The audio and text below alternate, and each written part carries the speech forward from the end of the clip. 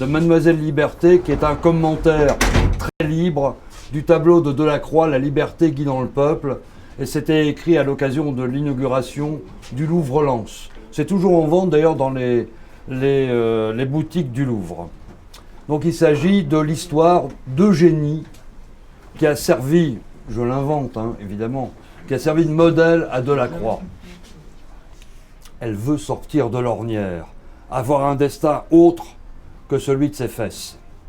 Et elle est prête à griffer quand le bourgeois, il a une voix de bourgeois, lui attrape l'épaule. Elle lève les ongles et l'homme a déjà fait un portrait. Il se présente. Étienne Arago. C'est le frère du savant Arago. Elle sent avec ses 19 ans grands ouverts qu'elle peut changer le monde. Et elle suit Arago. Pas sur le champ, mais le lendemain. Elle le revoit, accepte sa proposition de monter sur les planches, rend son tablier au Procope, tire la langue à qui de droit et abandonne le torchon à vaisselle pour un autre. Celui qu'on lève sur une scène illuminée depuis peu par les becs de gaz. Mademoiselle Liberté est en train de naître. La voilà intermittente du spectacle. Elle va figurer dans les pièces montées au théâtre du Vaudeville, 6 rue de Chartres, entre la place du Carrousel et le Palais Royal.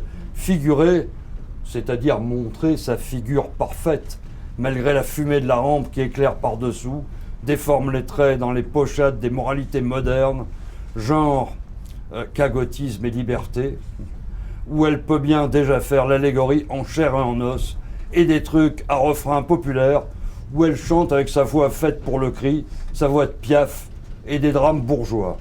Il suffit qu'elle paraisse, et les spectateurs oublient de fermer la bouche.